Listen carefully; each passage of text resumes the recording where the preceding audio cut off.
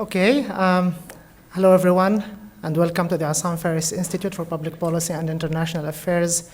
My name is Ali Ahmad. I am Director of the Energy Policy and Security Program here at the Institute. Our program is mainly about energy diplomacy. So, given the common energy needs and challenges in the region, we believe that energy can be actually a tool to motivate or promote dialogue between countries. Energy can play an important role in initiating projects of cooperation and trust building.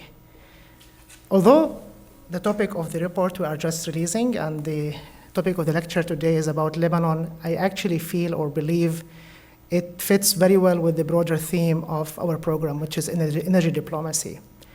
And the reason I'm saying this is one can also think of energy as a diplomacy tool on the sub-state level.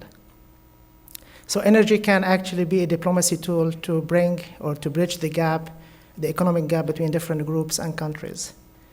Another reason is that we think or we hope that parts of the analysis we are presenting today can be replicated or transferred to neighboring countries, particularly fragile and conflict-torn countries, where proper energy planning is not only a mechanism for reviving the economies of these countries, but also an important tool for regaining legitimacy and maintaining peace and stability. Personally, I've been following the economic trends of solar power since 2013, when I was a senior research fellow at Princeton University looking at the development or deployment of nuclear energy in the Middle East. And solar power was there as a comparative case study. And an interesting fact or interesting observation emerged from my work is that every time I look at projections in solar energy, be it cost reduction or technological advancement, always it's underestimated. And the surprising fact, it's underestimated even by people who work in the solar industry. I fell victim to this underestimating process myself. In 2014, I published a paper with my former colleague at Princeton, Anvi Ramana, about the economic prospects of solar energy, economic prospects of nuclear energy in Saudi Arabia. And as part of our argument against nuclear, we used the potential for solar. And the cost reduction number, and this was in 2014, the cost reduction number we used for 2020 was actually achieved earlier this year. So 3 years before the projection we actually mentioned in the paper. So the bottom line, solar power is getting cheaper and cheaper. It is even now, in some countries, the cost of generating electricity from solar power is even cheaper than the cost of generating electricity from fossil fuel. And in countries that are not far away from us. It's very hard to avoid biases. I think we all are biased by our background, our system of beliefs, and this applies to people who work in the energy field. For example, people who work in the oil and gas sector, they might be, or are most likely to be biased for oil and gas. And people who work in the solar or nuclear will be biased for their respective industries. For me personally, one way to avoid these biases is to look at the flow of capital, to look at investments. Because investments and investors, they are profit-oriented. They are not emotional. They are not emotionally attached to oil and gas or solar or nuclear. They just go where profits are made, where economic case are solid. And one effective way to look at these investments is something called Bloomberg New Energy Finance. For those who haven't heard this name before, it's simply just a data service used by investment banks around the world, and sometimes government as well, to look not only at historic trends, but also future trends for investments. And if you look for the next 10, 15 years, the investments that are going into renewables, particularly solar and wind, are immense. So this really means that investors are really excited about solar. So solar is a revolution that well, it's just started. I think will continue for the next at least near future. So financing is an important issue because financing is, of course, dependent on the project, dependent on the country, dependent on the stakeholders. And I hope Ali later will actually highlight some of the financing issues for Lebanon. And I see in the room we have experts as well in financing who could help us by sharing their views. And let me also just remembering this, this paper is a working paper, and I am an academic, and working paper means something incomplete. And that's exactly it. I don't think this paper or this work is complete at all. Sometimes it's hard to believe that when the printing is so expensive, but we really hope that today we start in a discussion that will help us see some of the weaknesses in this analysis and how can we improve on it, hopefully producing the final paper. Now I would like to move to introduce our two speakers for today. So on my right, we have Dr. Sarah Najm, who will be talking about the potential of distributed solar rooftops in Lebanon. Sarah received her bachelor and master's degree in physics from the American University of Beirut, with focus on network complexity and dynamics. She then obtained her PhD in physics at McGill University in Canada, studying statistical physics and out-of-equilibrium systems, where she received the Natural Science and Engineering Research Council of Canada's award. She is the recipient of the Office of Naval Research Grant to study complex systems at Princeton University, and was the Gordon and Betty Moore Fellow at the California Institute of Technology. Currently, Sarah is a researcher at the National Center for Remote Sensing at the Scientific Research Center in Lebanon, studying complexity at the urban scale. On my left, we have our very own Ali Berjawi. Ali, who will examine the utility scale or the large scale solar systems or solar projects. Ali graduated with a bachelor in chemical engineering from the American University of Beirut in 2015. Then he went on to do a master's in economics and policy of energy and the environment from University College London in 2016.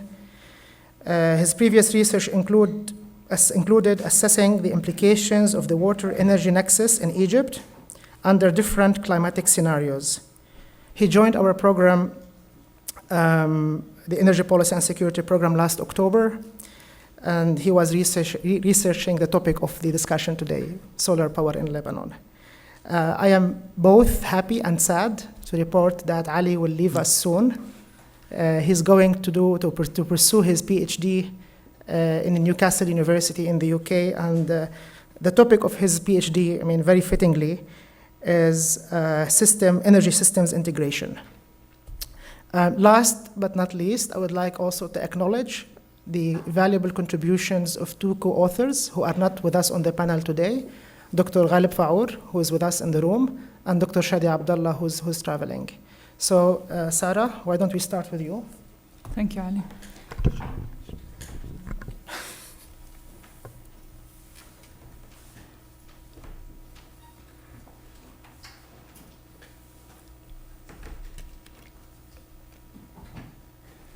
Okay. Thank you all for coming today, and we really appreciate your presence on this special day. And we know it's a glorious week and a glorious day, and there are equally important events happening elsewhere today. My heart is elsewhere, but my mind should be here. So I cannot but start this talk and presentation with a word of gratitude and remembrance for all those who sacrificed their lives and fought this existential battle for all of us to be, and to be even discussing science and sustainability. So for them, this talk is dedicated, and I ask you for a moment of silence for the souls of the shuhada. So, assalamu ala shuhada.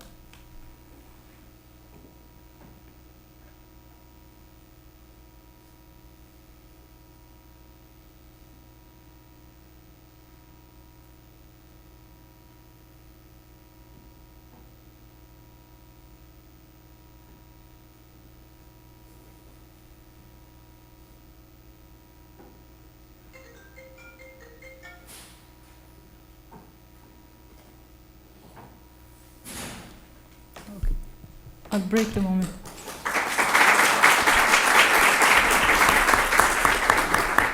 But that's definitely a good way to get away with my presentation minutes, so I got away with 2 minutes. So, back to my talk, which is basically structured as follows. I'm going to talk about the solar energy in Beirut, the case study that we're going to present. And I'm going to talk about some of the background of why we're doing this. Then move on to introduce some basic definitions before we delve into the actual algorithms and details. And then I'm going to present the results and conclude and leave the floor to Ali. First, let me just mention a word about the state of our electricity sector. It's basically functioning with 7 thermal power plants, 6 hydroelectrical plants, and 2 power ships, in addition to these solar farms, the Beirut Solar Snake project, and the one in the south in Zahrani. The generation capacity of these power plants altogether was, in 2015, in 1983 megawatts, with the generation from PV accounting for 9.45 megawatts.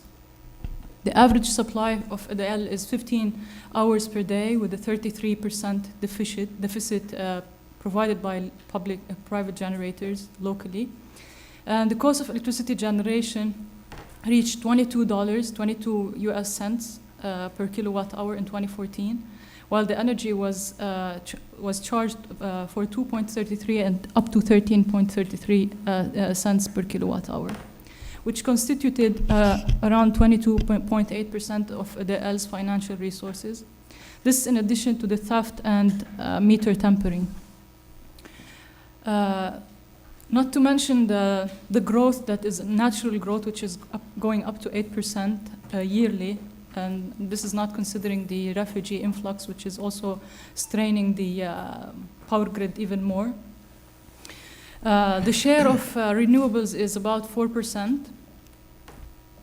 So given all these, we definitely have an energy crisis. And in the face of this crisis, Lebanon had pledged to cover its 12% of its demand through renewables in 2020, which is highlighted both in the National Energy Efficiency Action Plan in 2010 and 2015, and the National Renewable Energy Action Plan 2016 to 2020. This in addition to the intended nationally determined contribution submitted to COP21 to produce 15% of our demand from renewables, and in addition to reducing our demand by 3% through energy efficient improvements by 2030. So we're particularly interested in the share of solar energy, which stands out from all the renewables. And because Lebanon is actually blessed with 3,000 hours of solar radiation. So for this part of the work, we're going to produce a solar map. And solar map are basically produced in major cities such as Boston, Boulder, Cambridge, and in Chile, in Barnechea and Vitacura. And regionally, our map is the only decision support system which is made publicly available for the average user, the policymaker, and at the municipal level. So what is a solar map? Before I move on to describing the solar map, I should define some basic notions. There is direct radiation, the diffuse radiation, and the reflected radiation, which is basically the radiation that comes to us from the sun through different routes. So the reflected is basically what we get from reflected surfaces. The direct radiation is what we get as the sun rays reach us immediately, and the diffuse is basically what gets scattered by the clouds and by the polluted environment. And irradiance is understood as the instantaneous density of solar radiation on a surface, on an area, and it's expressed in watt per meter squared. And the irradiation is a sum of irradiances for a given period of time, and it is expressed in joule per meter squared. So irradiation is definitely affected by the sun's position, cloud coverage, and both of which are related to the latitude and the location. So, and this is basically the effect of the sun path on the hourly and monthly scales. And this is basically a simple illustration of the sun path as it changes, and you can see, it was very fast. So this is the sun path, and it changes from one orbit to the other seasonally. Okay, so this is for a simple building, but on the other hand, for a city, things become far more complex because you have overshadowing effects and mutual shadows. So these affect the rooftop irradiations, and I'm hoping this can be a little bit illustrative of what's happening. So this is March, this is June, this is September, and this is December. And then you can see the shadows. The shadows changing. I have to do it one by one. I think it's not, you have to press play maybe, yeah. Yeah. Okay, so the seasons affect the amount of irradiation and thus affect shadows and thus affect how much solar energy we can collect. Okay, for our model, we have assumed that our buildings have flat rooftops. It can definitely be improved with LiDAR images, which have all the three-dimensional details of buildings. We have water tanks on top of our rooftops. So we assume that there's 30% available area. But we also have been a bit optimistic and assume that there are some buildings with equally 80% available area. So that's the pessimistic and optimistic assumptions that we had. And the fraction of diffuse radiation was taken to be ranging from 0.3 to 0.4 throughout the year, as was measured by Sphere, who's carried out this measurement at AUB in the 80s. And we assume that there's panel efficiency range, which is also a bit pessimistic, since there's very high technological progress in this area. We assume this 10 to 15% energy panel efficiency. So the outcome of this simulation is this Beirut Solar Map, which is made available online for users at this website. And basically what this offers is, I don't know if we can, shall we attempt to test it online? Hopefully this server. Do we have connection? Do we have connection? Well, we can try.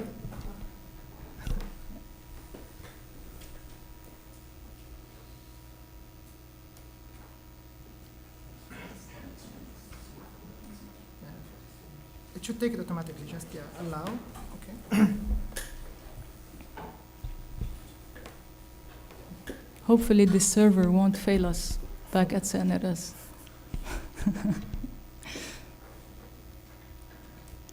Well, maybe AUB will fail you, I don't know. Yeah. We'll blame AUB. Yeah. We'll blame AUB for sure. But in the meantime, I'm going to show you what this does. Oops.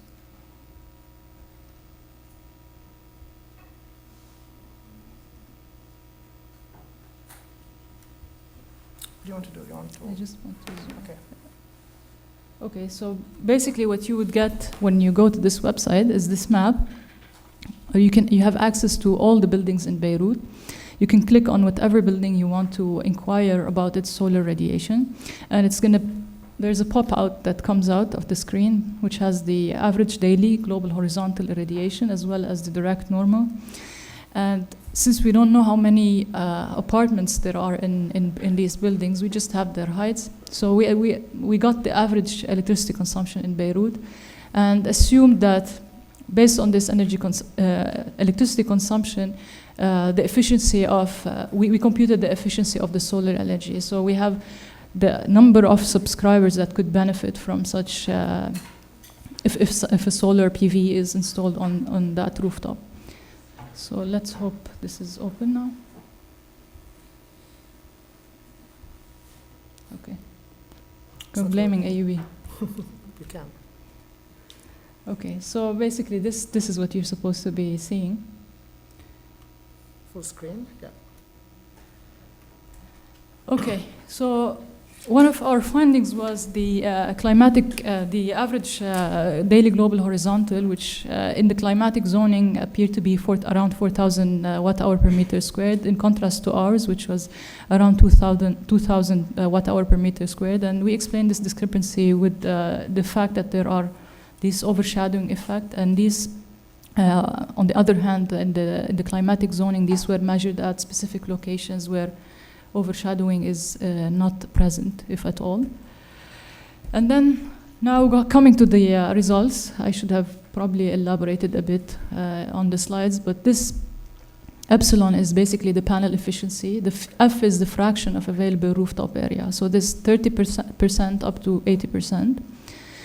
So with a 10% panel efficiency and 30% available rooftop area, we get 88% of the solar power production from total electricity consumption in 2016.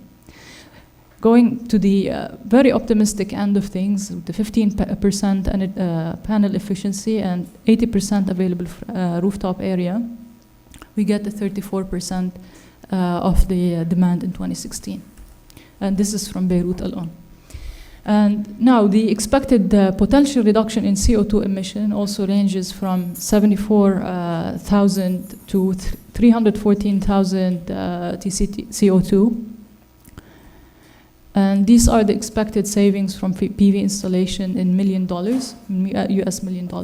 So for a panel efficiency of 10% and available rooftop fraction of 30%, we have $9 million. Per year, Sarah? Per year? Yeah, per year. And for panel efficiency of 15% and available fraction of 80%, we get the other end of $38 million in savings.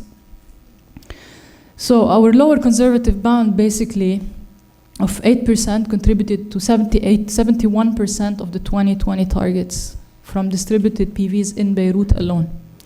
And with the generation potential going up to, this is the upper end. The generation potential is 484 gigawatt hour for the upper end, where I have the 34%.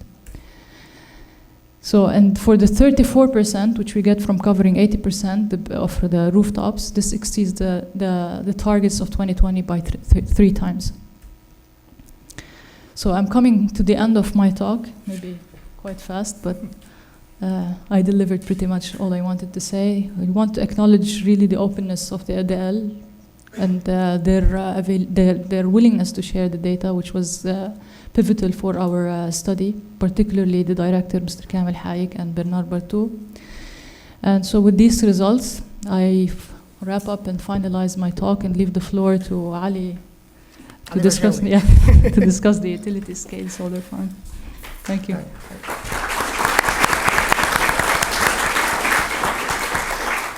Thank you so much, Sarah.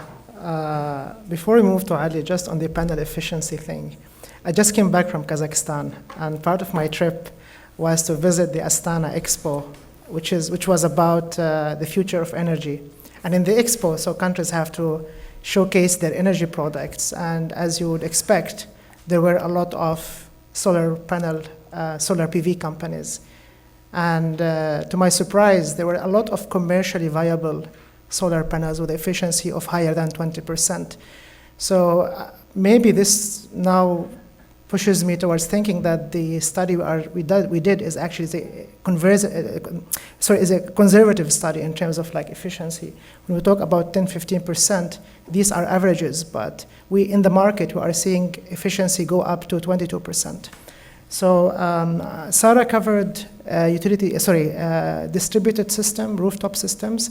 Now the second part of the study focused on utility scale. So Ali, floor is yours.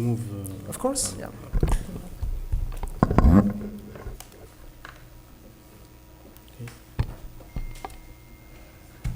Good enough? Hey.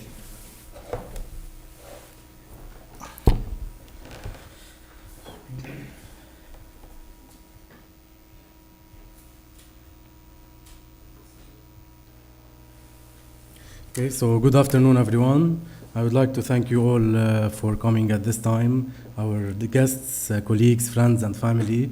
I would like to thank Dr. Ali and Dr. Sarah for their efforts on this in the past month, and I would like to thank IFI on this opportunity to discuss the potential of solar PV.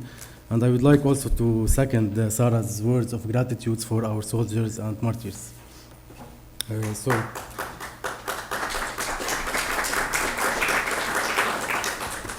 After looking at the potential decentralized systems provide for the rooftops of Beirut, we will now look at the technical potential utility-scale solar PV systems provide. In this analysis, we aim to present a case of what could be achieved by utilizing solar PV to cover the peak load during daylight hours. And for this, we will estimate the required resources in terms of land and cost, ignoring the possibility of storage, and then we will discuss the pathway for implementation. So we start with the daily load curve for Lebanon in 2016, shown here, which shows the variation of demand at different times of the day. So this graph can be divided into two distinct regions. The blue one here is the base load, which is the minimum amount of power provided by the grid at all times. This is approximately around 2,400 megawatt in both June and January. June is the orange one and January is the blue one. The other part is the peak load, which is the variable amount of power that has to be generated in addition to the base load to cover the instantaneous demand. We are particularly interested in the peak demand during daylight hours, which are typically from 7 a.m. Until 5 p.m. on a typical January day, and from approximately 6 a.m. until 8 p.m. on a typical summer day in June. So the peak load we are after would be the area under the curve between under the respective curves between these times, minus the base load between these times. Accordingly, our target will be to cover between 10,000 and 13,000 megawatt hour per day.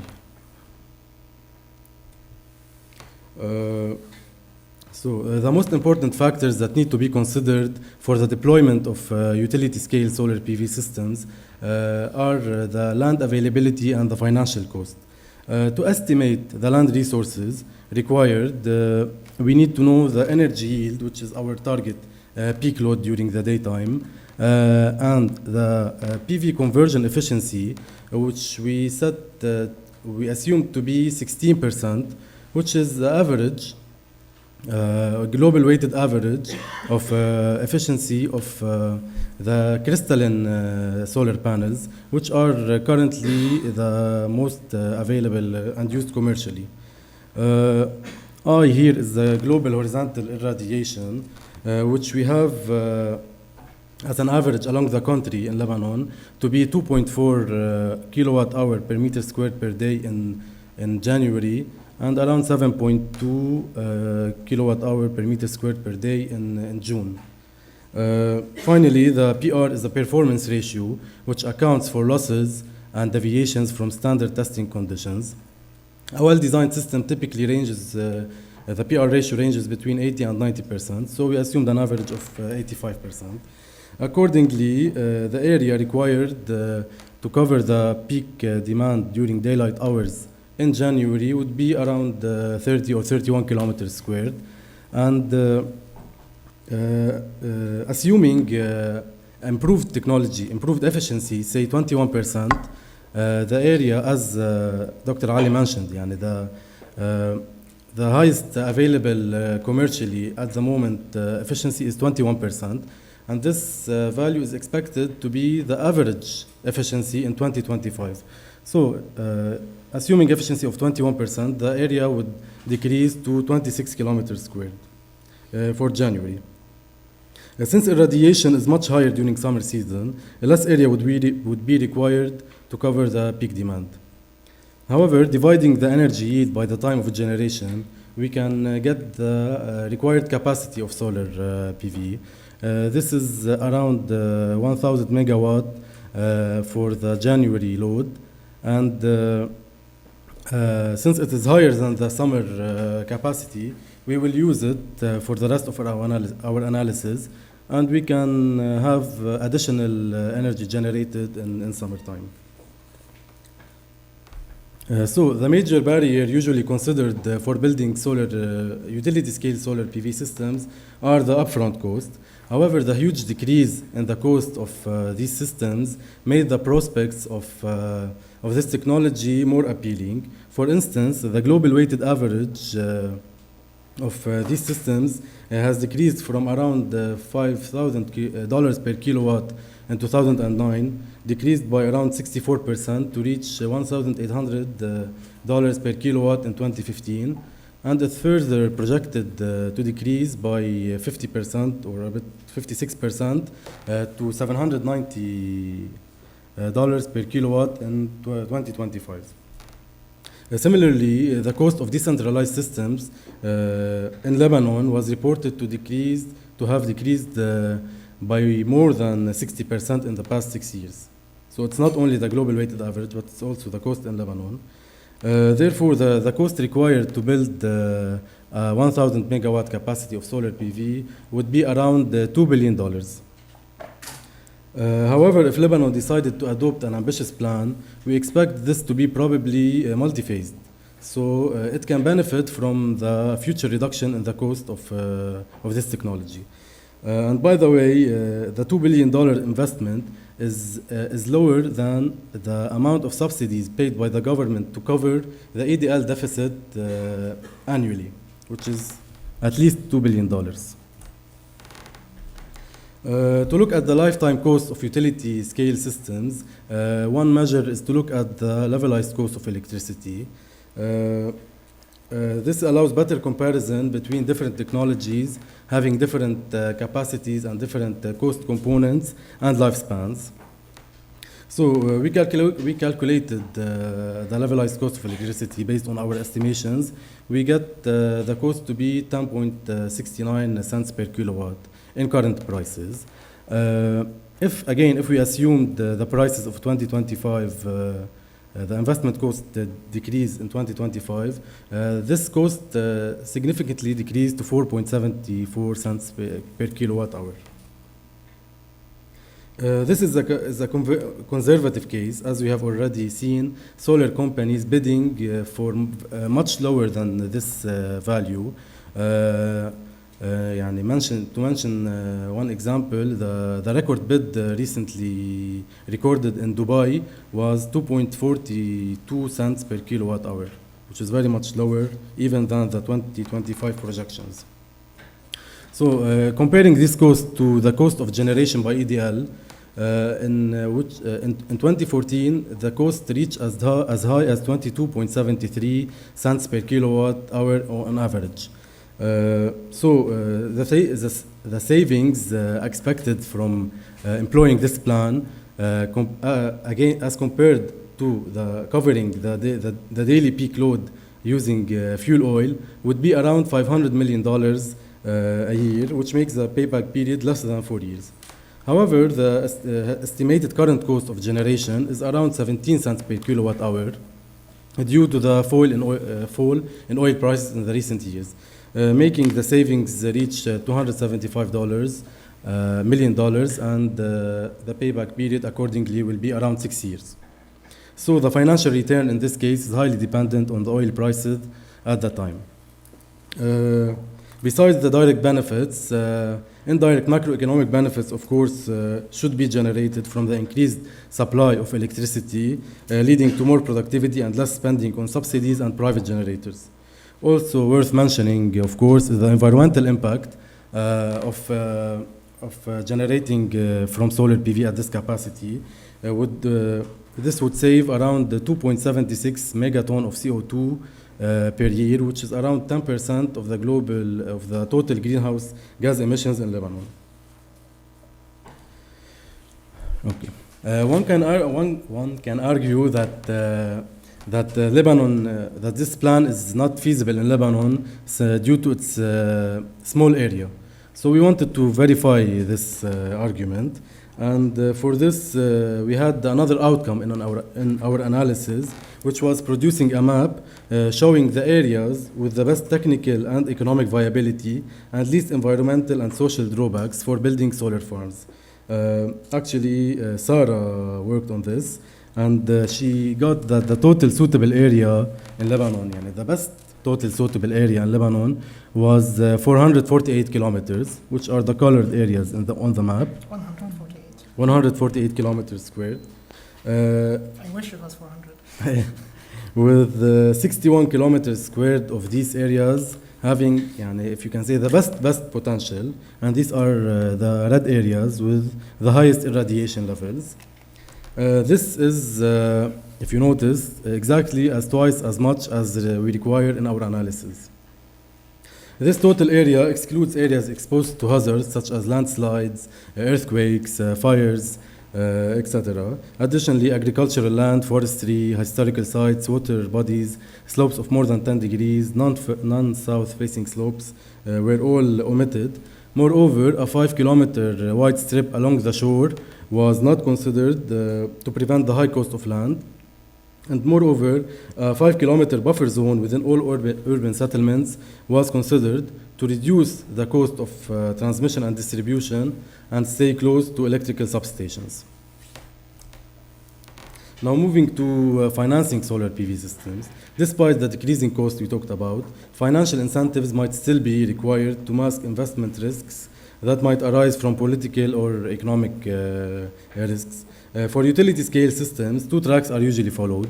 Either we get funds from international grants or loans for state-owned plants, and these funds are provided by multilateral financial institutions such as the World Bank or the European Bank and many others. Another way would be a partnership between the public and the private sector using through a power purchase agreement, a PPA, and through a tendering process.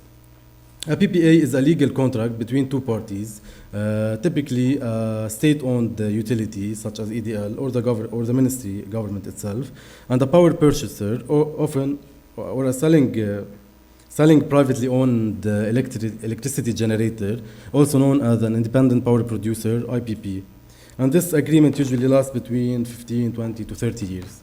Long-term PPAs have a key role in making such projects successful in terms of financing and profitability, as it secures long-term revenues for the IPP from the sale of energy produced, and provides guarantee that this energy is needed by the purchaser, which is the government in this case.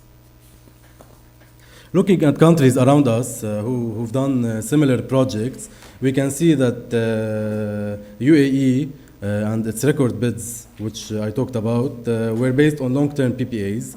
Jordan is also agreeing PPAs with IPP tendering. Shams Ma'an, for example, the largest project in Jordan, is privately owned and developed and is running on a 20 years PPA. The largest solar power plant in the world being built in Morocco is supported by international funds. And similarly, Egypt is benefiting from such funds and is also acquiring a feed-in tariff policy for private sector-owned plants. In Lebanon, the legal framework, particularly Law 462 and its amendments, Law 462, which governs the electricity sector and its amendments, supports the partnership between the public and the private sector for such project. And also the electricity sector policy paper agreed upon in 2009 also encourages IPP's involvement through PPAs. Law 462 does not include any articles on renewable energy. However, it allows private generation for personal use up to 1.5 megawatt. Beyond this, a license or a permit should be issued by the Ministry of Energy and the Ministry of Finance. Currently, it is the case. Originally, it should be issued by the Energy Regulatory Authority, which is yet to be established. Until its establishment, laws 288 and 54 allows the Ministry of Energy and the Ministry of Finance to grant these permissions. This legal process was not followed until very recently when the Council of Ministers agreed to issue permits for wind farms in North Lebanon. So in this context also, I can say that the Ministry of Energy has launched a request for proposals for building 150 megawatt of solar farms. So I think we think Lebanon is ready to include private sector in production and in partnership with the public sector. And the ministry is getting used and is getting more experience with the legal issues and the different forms for PPAs used for wind and for solar farms. The most important thing here, in my opinion, is transparency, especially when it comes to bidding processes. We should have a transparent and competitive bidding process to ensure the lowest price and the best quality possible. We've heard a lot of examples from the telecommunication, let's say, or the waste management, and even the electricity sector in recent days.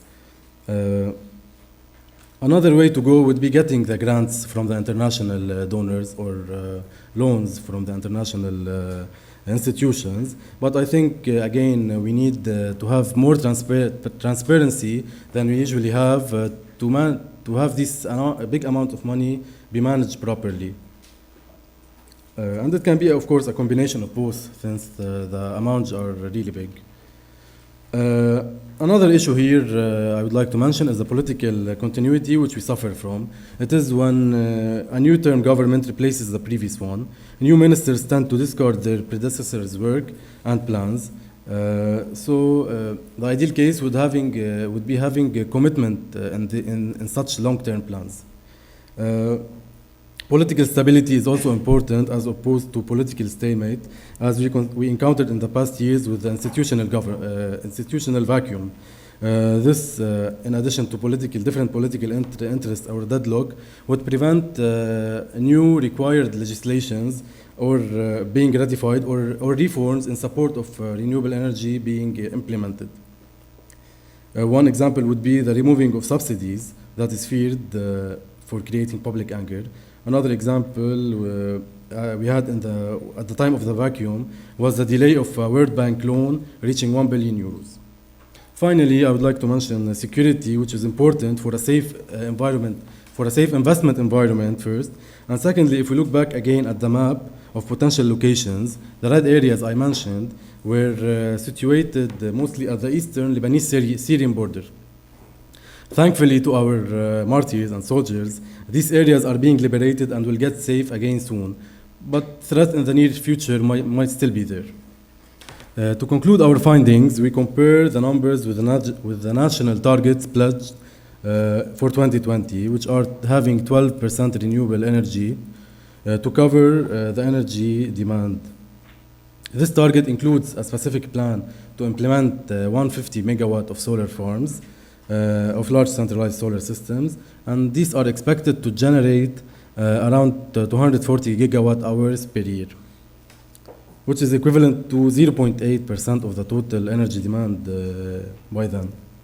On the other hand, covering the day peak load with 1,000 megawatt of large centralized systems would cover on its own 14% of the total energy demand by 2020.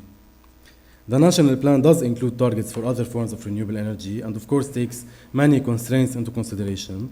Our study, on the other hand, is more about estimating the potential as a way to go and make a case of what could be achieved rather than what will be achieved. My final note would be about integrating utility scale systems with decentralized systems that Sarah talked about, which has a great potential as well.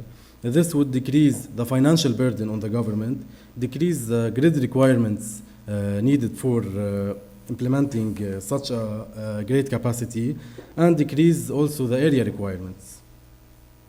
Future work would be expanding the solar map to cover the whole Lebanese territories and at least the main big cities, and exploring the prospects of coupling natural gas, coupling solar energy with natural gas to cover the base load, given the potential offshore resources.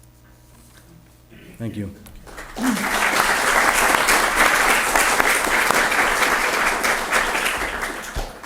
Thank you, Ali.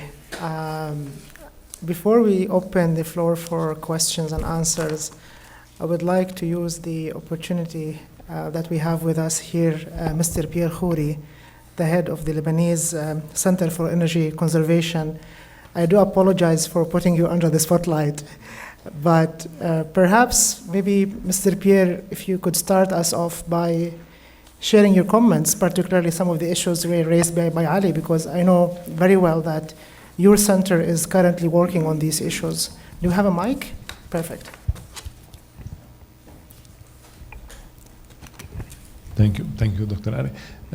No, practically most of the ideas, most of the pictures, most of the graphs shown are typically what we've been doing at LCEC and the ministry. So the study is an excellent milestone to initiate more studies in the future.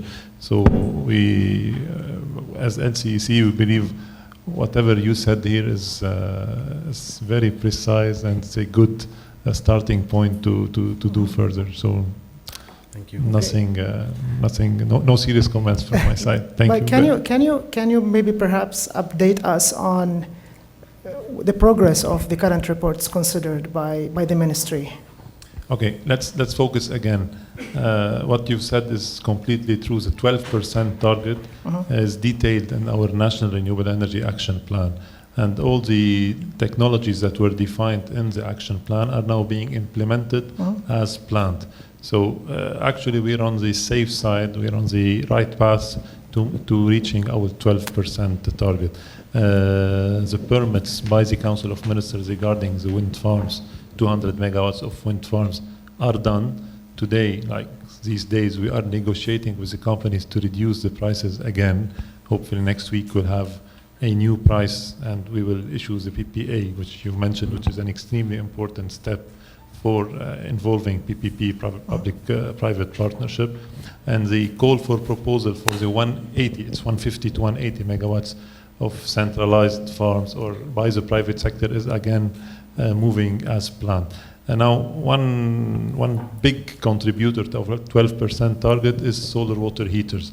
And solar water heaters reduce a lot the availability of space of rooftops, especially in places like Beirut, in big cities like Beirut, Saida, and Tripoli. So when considering solar PV on a city map, we should take into consideration that solar heaters could reduce drastically the available area. But this could be a nice research topic for the future to see what is the best, the optimization of using solar heaters or even green spaces, because some initiatives call for greening the rooftops of Beirut. So this again could be a nice idea or topic for future research. So practically these are the major technologies. Solar PV is evolving really good. Wind farms are evolving, we're progressing. And now, or 2018, 2020, we need to focus more on hydroelectricity, which again presents a huge target and potential. Last idea, because I don't want to take all of our afternoon. Last idea regarding the financing.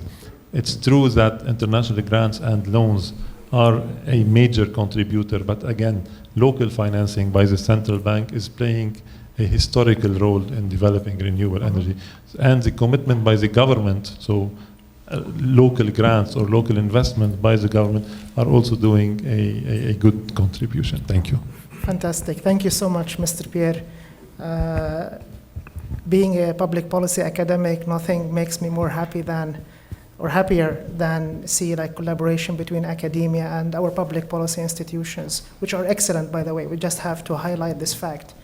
Our collaboration with EDL and obtaining data from them, our current contact with LCEC, and perhaps future collaboration could really like could be very valuable to understanding these policy issues.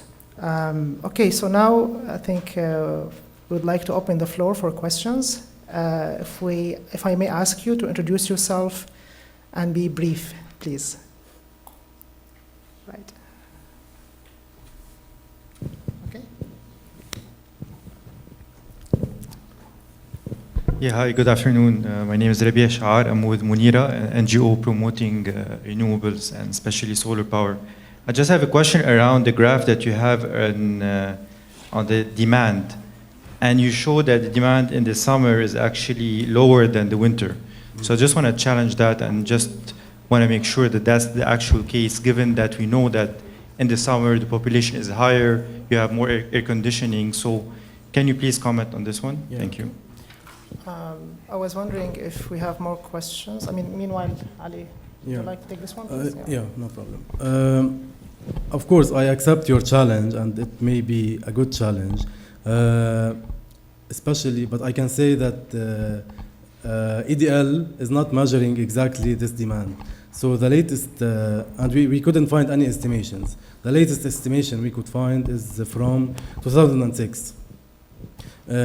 So we had to assume the same daily trend is maintained with an annual increase of 8% in energy demand.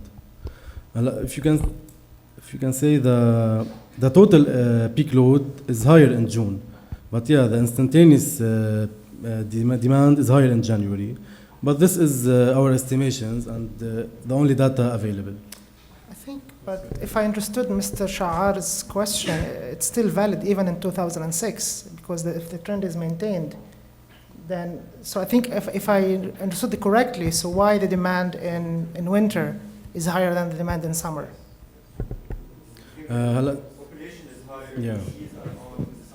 Because we have more tourism, for example, in the summer we have more. Yeah, I agree with your challenge, but these are the estimations found. We tried to validate this with EDL. They said it, yani, Sarah, do you have anything to add? No, I think this is. Sorry? Sorry, can you use the microphone and just say who you are, Philip? My name is Philip Sheet. I'm a graduate from energy studies, and I worked on some work like that. Lebanon and Jordan, Syria, all northern countries, Mediterranean, are winter demand countries. That demand in the winter is higher because heating is easier than cooling. Because with a small resistance you can create, and there is cold, so people tend to use heating for in winter more than ACs. this can be one possible hypothesis. No, it's all the countries. For example, Saudi Arabia become a summer country, which the peak load is higher in summer. Okay. Egypt is in between, but the whole Jordan, Syria, Lebanon, for sure are winter countries. You see the hours of outages are Right. higher in the summer, Right. which tells you that the power consumption in the summer is actually higher. So not really agree with that. Sorry, we have the lady behind. Do you have a comment to respond to this, or? Okay, fantastic. Okay, my name is Rima Annan. I'm a solar engineer at Jbaili Bros. It's very easy, we are, the doctor already mentioned that we're a winter country, and in winter you use hot water. Using hot water is usually through That's good. bouteille au chaud. Okay, so it's a simple resistant. And it's not like AC. It doesn't turn on and off. As you set the temperature of the AC at 24, for example, after 1 hour, you get the room temperature that you want. So the compressor at the outside, it will turn off for like half an hour or an hour, and then it will turn on to continue from there. So if you are in winter season and you are trying to get hot water, you won't be aware if the water is like at 70 degrees or 90 degrees.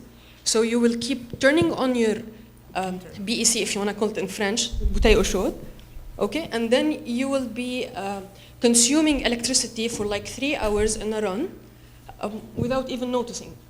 Okay. So that's why.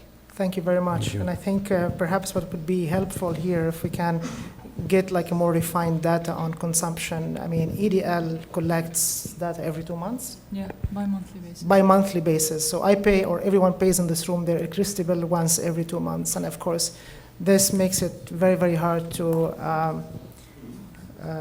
get like a refined data. But nonetheless, I hope we have like some answer to the question. All right. Dr. Rashid. Munir Rashid from the Ministry of Finance. Just I want to correct the subsidies first, because they are 1 billion less for both years. It's 2 billion and 1 billion for those years. I can give you the exact numbers if you want. No, I read it on the. Just reading is different from the actual public finance numbers, statistics. From the ministry. So I work on these You know numbers. I also teach energy in the MS Energy Studies program at the AAB. Just a few remarks, not a question, is, solar is non-dispatchable source of power. So when we build it, we have to maintain the conventional system. So it means that we are having two systems. When you are having two systems, the average cost per kilowatt goes up. So with the solar, we are saving the energy part, the fuel part. But there is the additional cost of the depreciation and the running the solar PVs. So you have to, eventually, when you have the two systems, the average cost will go up. Now, the benefit is the environmental case that you argue for, because in terms of the financial, it cannot be lower. You cannot lower the cost by having two systems. This is one issue that you need to look at, because until today, storage is not very feasible with batteries. The other issue is the using solar for water heating, which could be a substantial cost of the household consumption that's mentioned by Mr. Khoury. And this you have to consider, but also the efficiency of using solar for heating water. But also you can heat water by using PVs as a source, not only solar. So if you look at these both sources, it becomes very critical in terms of the financing issue of the solar renewable energy. Thank you. Thank you, Dr. Rashid. Ali, do you have any comments? But regarding the depreciation, and we use the levelized cost of electricity to estimate the cost all throughout the lifetime. So I think it's somehow It's taken included, care of, yeah. taken into account. It's not dispatchable. You cannot have solar. Storage is not feasible. Yes, yes. When you have solar, you still have to have conventional full capacity. Lebanon, we need 3,000. Yeah, sure. That's why we said we wanted to cover the peak load with solar and keeping the base load with other thermal technologies. In terms of capacity, you still need conventional capacity of about 3,000, between 2,500 and 3,000. In addition, you need as much capacity as you want, in terms of solar. So you have two systems. So you are duplicating the energy source. So the average cost will go up. I'm an economist also. So the average cost will go up. That's why. So the saving for you using solar is the fuel. You are saving fuel. But the additional cost is the cost of operating, depreciation, and the manpower, and all the installations, and so on and so on. So you have to look at both systems together to see the efficiency that's gained. The major efficiency is in terms of environment pollution. So this is, most people look at this compared to this. You have to look at both combined, and you see where the gains are. And this is the critical question that countries like in Europe debate, whether to what extent they install solar. And another issue in terms of land, actually solar doesn't need a whole lot of land. It's estimated that the whole production of power globally uses the area of Spain. It will be enough for the whole world, for the 196 countries. So also in Lebanon, the space, and also we don't have to calculate the space in terms of the area of the PV, because you can put them in, the cost is when you rotate the PVs, this has become an additional cost. And also an additional cost that's sometimes ignored is you need to clean these sheets, and you need water to clean them, especially in a solar-rich country like Saudi Arabia. You need to clean them maybe perhaps once a week with all these sand dust that covers them, reduces their efficiency. So that's another issue that's not normally ignored in calculating these financial side of the systems. Thank you. I actually have some comments myself. I think I worked with levelized cost for electricity for a long time to know that it's not, it's a black box. So basically, the output depends on the input. So, numbers can vary greatly by having different assumptions. And I sorry? Especially the way numbers. But I think in this case, when you take like the availability factor of 20% or 25%, probably you are implicitly accounting for some of the availability of these systems. However, I agree with you that the underlying issue here is intermittency. And dealing with intermittency is something we did have a look at. So I think, but more broadly, I think we have to look sometimes outside the idea of building backup systems. And for example, one possible way is to have interconnections with Syria. And again, I'm not saying that it's easier. Perhaps it's more difficult, but at least it's a... Syria has to have surplus. Well, I mean, yes, absolutely. But also, I don't know, one could argue that given the level of already, I mean, we live intermittency in Lebanon even without solar. We are very intermittent. So maybe a slight improvement on that would be good. But anyway, thank you very much for the valuable comments. Okay. Any more questions or comments? Please. Hassan Zahruddin, I'm a new student at IUB.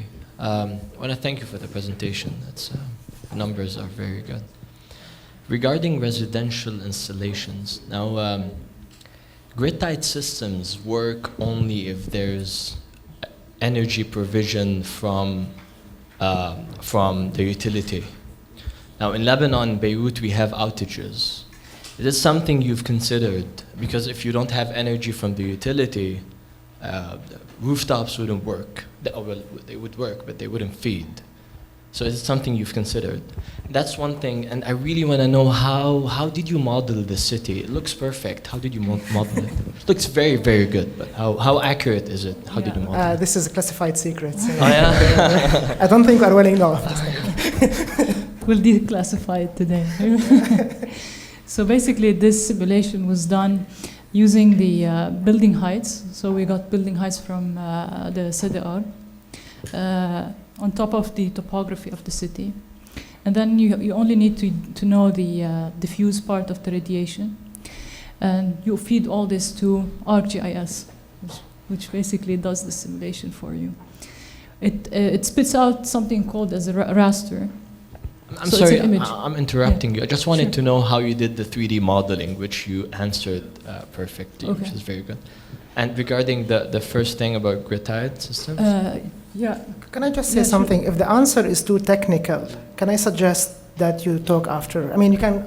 No, you can answer the second part of the question. Yeah, let me But just... if maybe because he seems interested in the modeling. No, I'm not talking. This is a side question. The first question was, how do you account for electricity outages when you Yes. model production, solar production, Okay, so residential? we basically also got this data from ADL where they actually divided the city into their divisions, and each division has its own ration, like the outages schedules. So this is it's not a really trivial question to answer because there's this spatio-temporal variability in production. So this needs to be smartly managed. We don't provide for a solution for that because we know where electricity, where solar energy is highest, but we also know where the electricity is cut through the day or there's an outage. So we need to do this additional management of resources and match them properly. But we didn't do that in this. We didn't do it in this part of work. But we are planning to with this Beirut energy model, which is something coming up very soon, where we actually model electricity consumption at the building level and couple it with outages and solar energy off rooftops. So it's a full holistic approach of things. Yeah, because it's a big gap in efficiency. Right. Because you have a system and there's free power, but you can't Absolutely. get anything out of it. So. Right. Thank you so much. Right. Any more questions or comments? Mr. Bashir, back.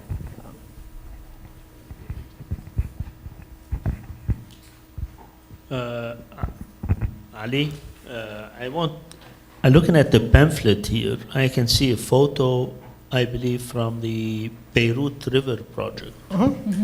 Is that correct? Yeah. Correct, yes. On the pamphlet? Yeah. Can anyone explain or elaborate a little bit on this project to try to see how successful that project is? And I believe this is the biggest one in Lebanon that we have. Right. On the PV energy generation, in order to attract investors, to tell even individuals, small investors or big investors, would like to know more about this project. I mean, if anyone knows about it. Great question. هل البروجكت Mr. Pierre, do you have maybe... Sorry, can we get the mic? I hope you're not regretting coming today. I mean, developers of the project can talk more about it. Definitely, the Beirut River Solar Snake is a 1 megawatt solar PV project. It was built in 2013, 2014. The idea of the project was to, as our friend has mentioned, to create the market or to give a push and a momentum to the market. One nice indicator is that today, and we will be detailing all these numbers at the Beirut Energy Forum. Dr. Ali also will be a speaker there. We have more than 40 megawatts of solar PV installations in Lebanon. So this unique indicator is enough to say that the BRSS has done its job and has completed its mission to create this decentralized market. Till now, it is the biggest project, but we have similar project with the same size, and now the private sector is installing bigger projects. We have 2 projects with 1.4 megawatts of installation. Has there been any challenges in the project so far? No, the project is, you've mentioned the ratio of 85%, which is an extremely good guess or estimation. The BRSS is the contract, we had a limit of, I think, 87%. We are, the supplier or the project is given 89%. So technically, it's completely successful. The project, the VRSS is connected to the national grid. So the electricity is being used by EDL to be distributed to the consumer. We have a full data and full typical monitoring. So the data is available. If anyone wants to do any research, any study, we're ready to supply the data. So practically, we didn't face any serious problems with the implementation or even now with the operation. And again, to give some credit to EDL, EDL is now doing a bidding process to select a company which will do the operation and maintenance for the next 5 years to keep a highly efficient system working. Yeah. We will take you up on the offer of sharing data. Sorry. Sorry. $3.5 million. $3.1 million plus VAT. This is the total cost. Including the concrete blocks. These are the widest concrete blocks in the right. Including the infrastructure. Okay. Any more questions or comments? Sorry, we have.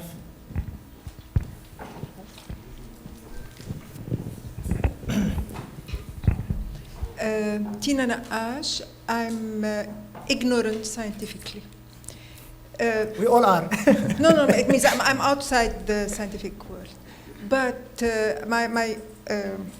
I've been working, meaning a builder, with my hands, of solar power, in the 70s, water heaters, solar powered heaters. That's why I'm interested in the thing. So I have several questions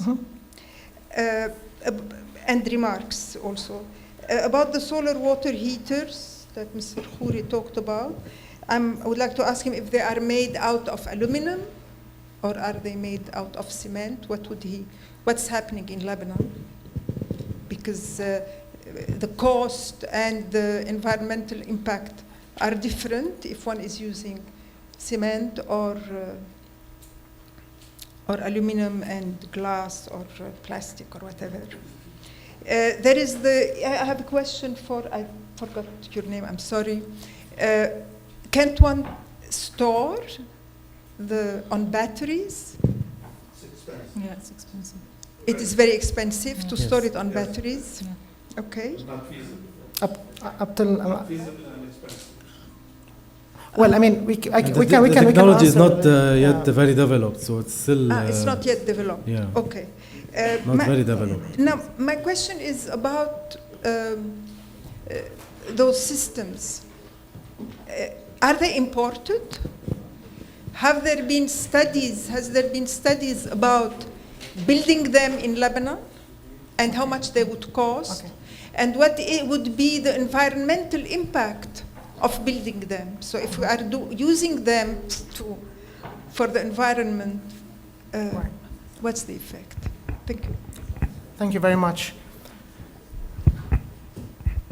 I think, do we have answers? Yeah, I don't think they're at all cement solar water heaters, and I know that there's a patent by Naqash for these solar water heaters, cement solar water heaters, which definitely would reduce the environmental cost of them, of producing aluminum ones. But I'm not sure about the cost of local production. That's far beyond my knowledge. I don't know if Ali can comment on this. Personally, I don't know much about this. All I say is that the cement industry is one of the biggest polluters. So the more cement you use in anything, the more CO2 emissions. I mean, that's my basic understanding. But to answer your second question about storage, I slightly disagree with Ali. I think the development is happening very, very fast. It's happening, but it's not yet Well, mature.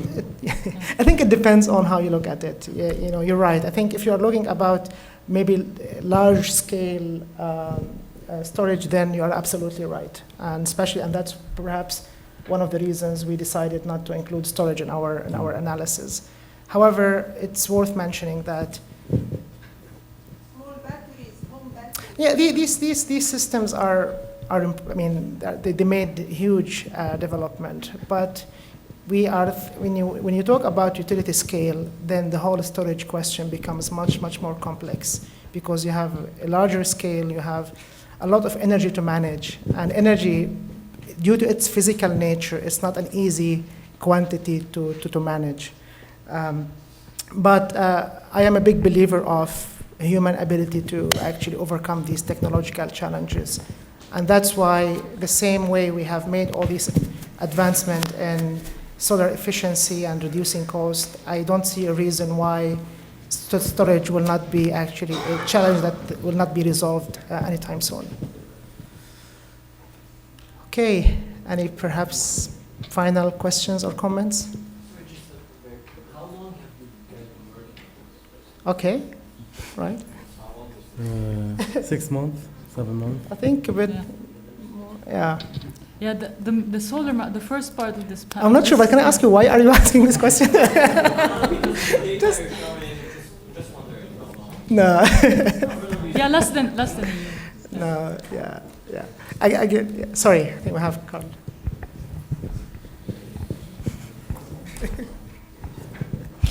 Maybe just to end on an optimistic note, this is, the Center of Can you please Public identify Policy. yourself? Oh, Carl Bustani. My name is Carl Bustani. Just quickly, I don't know anyone here in the room. Just from a positive perspective, how do you feel is in terms of policy? Because you started up here that the policymakers don't understand the potential of solar energy in Lebanon. So how can we make them understand it?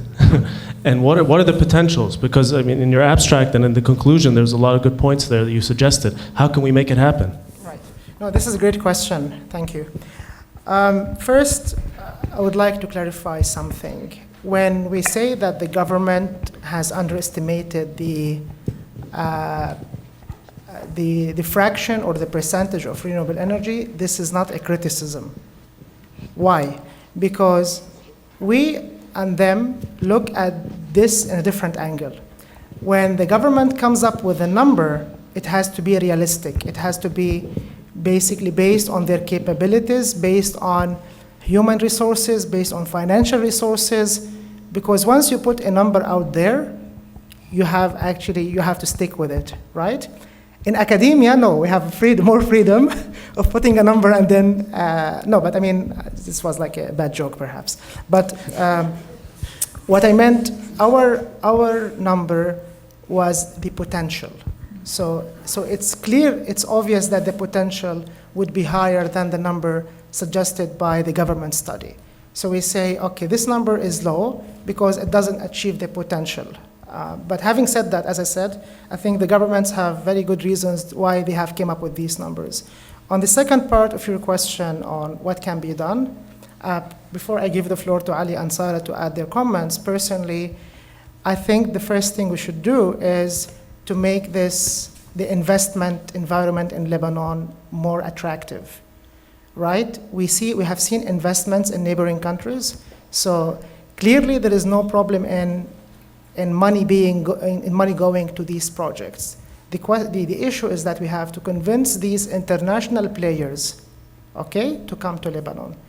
This can be done by creating the right legal framework, because this is maybe another thing that I have a different aspect of, which is stability, political stability. I think energy companies, especially the big ones, can still operate in a country which is not stable. For example, think of Kurdistan in Iraq. Think in many countries, energy companies have experience of working in unstable countries. But what energy companies don't like is working in a country with weak or no legal framework, because that's actually much more riskier from their side. So we really have to get together with our parliament, with our policymakers, to get them going with updating our laws, implementing those that need implementation, and try to catch up with our neighbors, just for now. I don't know if Ali or Sarah have anything to say. I agree to what Ali just said, and I think the best in terms of solar PV or solar power is yet to come, and all renewables, but particularly solar, with the expected more decreasing prices, with the technology improvements, with even the very technical issues such as the grid improvements in Lebanon, the legal framework, even the interest of the private sector. I heard that for the request of proposals, much more than expected companies were interested. So I think we are on the good way, and we'll see what I'll probably add just one or two comments. All legislation is taking place on the energy efficiency at the building level of the standalone building, but it's not really taking the holistic city scale and how these buildings interact with each other. So this should be also pushed at the legislative level, and also this whole cycle of waste, water, and energy should be coupled. Like, so if water is delivered properly, then the energy sector would be less strained, and so is the waste if it's properly collected and used. It can also feed into the energy sector. So I think I'm concluding with these remarks, and thank you all for coming. Okay. Thank you very much.